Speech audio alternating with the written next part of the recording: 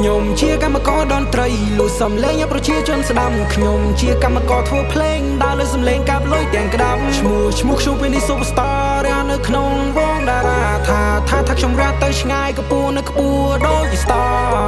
4-5 ឆ្នាំខំយូរមកដែរតម្រាំមានលុយឆ្លងកាត់ផ្លូវច្រើនតម្រាំបានលុយព្រោះខ្ញុំហ៊ានប្រថុយ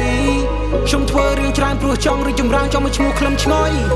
ខ្ញុំធ្វើខ្លួនឯងជឿជាក់ខ្លួនឯងខ្ញុំមិនជឿលើដំរុយក្មេងនេះប្រែបានច្រើនណាស់ក្មេងនេះមិនលុយចាយហូរដូចកដាស់ពួកស្អប់ខ្ញុំឃើញហើយភ្ញាក់ផ្អើលពួកនោះមិនចង់ជឿថាខ្ញុំអាចតែផ្លាស់ពួកនោះឆ្ងល់តែក៏ភ្លៀងខ្លួនឯងរួចសួរខ្លួនឯងមែនឬក៏យកសពធ្វើតែមើងងាយបែបឈ្លីឡោលើយពួកនឹងឆ្លើយណាស់សិតតែពួកក្មេងឡប់ពេលដែលខ្ញុំឡើងខ្លះគេមិនចូលចិត្តយេពេលដែលខ្ញុំដោនខ្លះគេសើចចំមកពេលដែលខ្ញុំឡើងគេថាខ្ញុំមិនបើពេលដែលខ្ញុំដើរជាងគេឌីខ្ញុំមកស្នង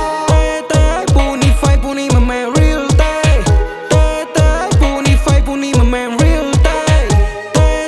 ពូនេះហ្វៃពូនេះមិនមែន real តែ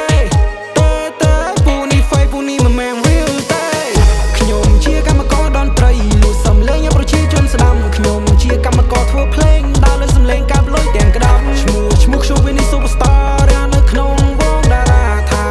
ខ្ញុំរះទៅឆ្ងាយកំពួរនៅខ្ពស់ដូចជា Star Run it up oh run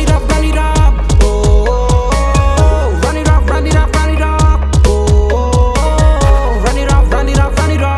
oh run it up oh run it up run it up oh I do for my name I do for myself and I give you មិនរៀកខ្ញុំមិនយកវាមកទេខ្ញុំមិនរកពួកអាហ្វេកដែលចូលចិត្តបន្លប់ភ្នែកដូចចិត្តយើងដូចពូវេកខ្ញុំមិនស្គាល់ពូវាទេពួកណាហ្វេកខ្ញុំមិនស្គាល់វាទេពួកណាហ្វេកខ្ញុំមិនស្គាល់វាទេពួកដុំអាចបន្លំខ្លួនធ្វើពេកយាយពួកសัตว์ចៃបន្លំខ្លួនធ្វើមូពួកនេះការគិតវានេះតិចអាចជាផែនដីទៅហើយជប់ធ្វើមនុស្ស Run it up oh run it up run it up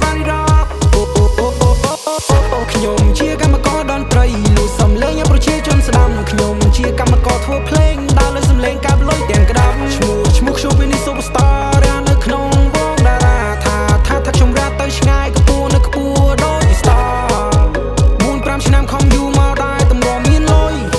ឆ្លងកាត់ផ្លូវច្រើនតម្រាំបានលុយព្រោះខ្ញុំហ៊ានប្រថុយខ្ញុំធ្វើរឿងច្រើនព្រោះចង់រីកចម្រើនចង់មកឈ្មោះក្លឹមឆ្ងុយខ្ញុំធ្វើខ្លួនឯងជឿជាក់ខ្លួនឯងខ្ញុំមិនជឿលើដំរុយ